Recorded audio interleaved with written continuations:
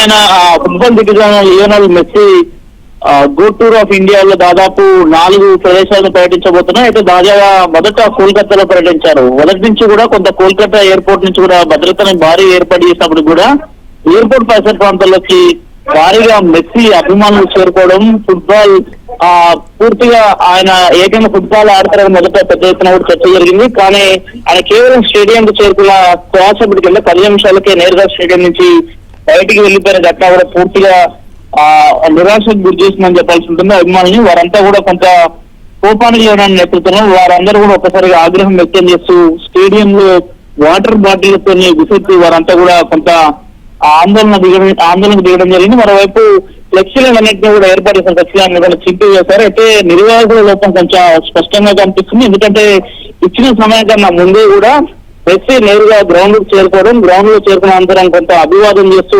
అభిమానులకు చేతులు ఇస్తూ కొంత ఆయన అభివాదం చేయడం జరిగింది. అనంతరం ఒక్కసారిగా అభిమానుల సంఖ్య పెద్ద ఎత్తున స్టేడియంలో పెరగడంతో స్టేడియం లోపల స్టేడియం బయట సైతం కూడా పెద్ద సంఖ్యలో అభిమానులు ఉండడం కొంత ఆందోళన గురి చేసిందని చెప్పాల్సి ఉంటుంది. ఒకవేళ తొక్కిసలాట జరిగే ఘటనలు కూడా ఏమైనా ఉన్నాయన్న కోణంలో కూడా అధికారులు అప్రమత్తం ఉండడంతో పూర్తిగా నిర్వాహకుల పైన కొంచెం చేతులు ఎత్తేసినట్టు తెలుస్తుంది. నిర్వాహకుల లోపమే స్పష్టంగా కనిపిస్తుంది. అభిమానులు కూడా అనుకున్న దానికన్నా కానీ పెద్ద సంఖ్యలో రావడం, ఉదయాన్నే మెస్సీ యొక్క 70 అడుగుల విగ్రహాన్ని ఆవిష్కరించడం, ఆ విగ్రహాన్ని వర్చువల్ గా కూడా ఆవిష్కరించడం జరిగింది. షారుఖ్ ఖాన్ తో పాటు మెస్సీ సైతం కూడా విగ్రహాన్ని వర్చువల్ గా ఆవిష్కరించారు. అనంతరం మెస్సీ స్టేడియం వెళ్ళిన సందర్భంలో వేల సంఖ్యలో ప్రజలంతా కూడా ఒక్కసారిగా స్టేడియం చేరుకోవడంతో కొంత గందరగోళ వాతావరణం అయితే నెలకొనుంది. అనంతరం వెంటనే 10 నిమిషాలకి అక్కడ అభిమానులకు సందడి చేసి 10 నిమిషాల్లోనే ఆయన నేరుగా అక్కడి నుంచి బయటికి వెనుదిరిగి వెళ్ళిపోవడం జరిగింది.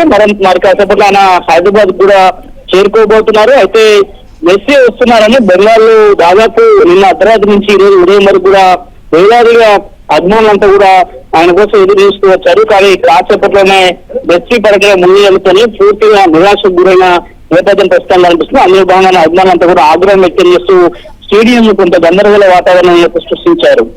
అయితే సతీష్, మనం స్క్రీన్ మీద చూస్తున్నాం, కొంతమందికి రక్తస్రావమైన పరిస్థితులు కనిపిస్తుంది. ఏంటి ప్రస్తుతం అక్కడ సిచ్యువేషన్ గందరగోళంగా ఉన్నట్లు కనిపిస్తుంది? ఖచ్చితంగా కూడా కోల్కతా స్టేడియంలో కొంత అలాంటి వాతావరణం కొనసాగుతుందని చెప్పాల్సి ఉంటుంది. దగ్గర నుంచి చూడాలని, అతని ఆటను వీక్షించాలని కూడా కొన్ని రోజులుగా అభిమానులు ఎదురుస్తున్నారు. ఇలాంటి సమయంలో అతను ఒక్కసారిగా స్టేడియంలోకి అలా వచ్చి ఇలా స్టేడియం నుంచి వెళ్ళిపోవడంతో అభిమానులు దాన్ని తట్టుకోలేకపోయారని చెప్పాల్సి ఉంటుంది. ఒకరికొకరు అభిమానులు పెద్ద ఎత్తున కూడా ఆ సంఖ్యలో పెద్ద ఎత్తున వారంతా కూడా స్టేడియం చేరుకోవడం, వారంతా కూడా ఆందోళన వ్యక్తం చేయడం, ఒకరిపైన ఒకరు ఆగ్రహం వ్యక్తం చేసుకుంటే మెస్సీని చూసే ఆనందంలో కొంత తొక్కిసాట కూడా జరిగినట్టు తెలుస్తుంది.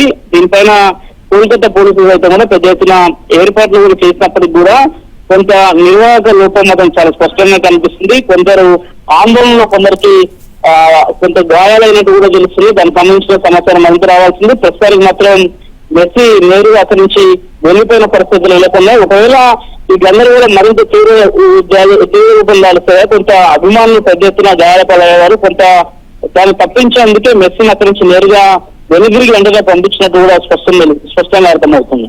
అయితే Satish, Messi as per schedule ఏమైనా విగ్రహ ఆవిష్కరణ ఒక్కటే ఉందా, లేదంటే మ్యాచ్ కూడా ఆడే అవకాశం ఉందా? అసలు ఏంటి ఆయన స్కెడ్యూల్? మొదట కోల్కతాలో ఏక్ టౌన్ లో ఏర్పడిన 70 అడుగుల అర్జెంటీనా విగ్రహాన్ని మొదట ఆవిష్కరించి అనంతరం నేరుగా ఆయన స్టేడియం వెళ్లాల్సిన అవకాశం ఉంది. అయితే మొదట మెస్సీ అక్కడ గేమ్ ఆడతారు, ఫుట్బాల్ ఆడతారు. అందుకే పెద్ద ఎత్తున కూడా నిర్వాహకులు సైతం కూడా అదే స్థాయిలో కూడా ఏర్పాట్లు చేస్తారని కూడా చెప్తున్నారు. కానీ మొదట ఈ జనం పెద్ద ఎత్తున రావడంతో కొంత నిర్వాహకుల లోపం కూడా చాలా స్పష్టంగా కనిపిస్తుంది. మొదట పాస్ ఇచ్చిన సందర్భం కావచ్చు, స్టేడియం కి అభిమానులను పిలిచిన సందర్భం కావచ్చు, వారందరికి కూడా మెస్సీ గేమ్ ఆడతారు, ఫుట్బాల్ ఆడతారు, ఫుట్బాల్ అందరూ కూడా వీక్షించాలని కూడా కొంత నిర్వాహకులు స్పష్టం చేసినట్టు తెలుస్తుంది. కానీ చివరిగా అభిమానులు నిరాశకు గురి చేశారని కూడా చాలా స్పష్టంగా ఇందులో అర్థమవుతుంది. అందుకే అభిమానులు ఒక్కసారిగా కొంత ఆగ్రహానికి గురై వారంతా కూడా బాటిళ్లను విసిరేస్తూ కూడా కొంత ఆందోళన వ్యక్తం చేస్తారు. అందులో భాగంగానే మెస్సీ యొక్క ఫ్లెక్సీలు కావచ్చు, అదేవిధంగా స్టేడియం బయట ఏర్పడిన ఫ్లెక్సీలు అయితే కూడా చింపి బయట విసిరేసిన పరిస్థితి కూడా నెలకొంది.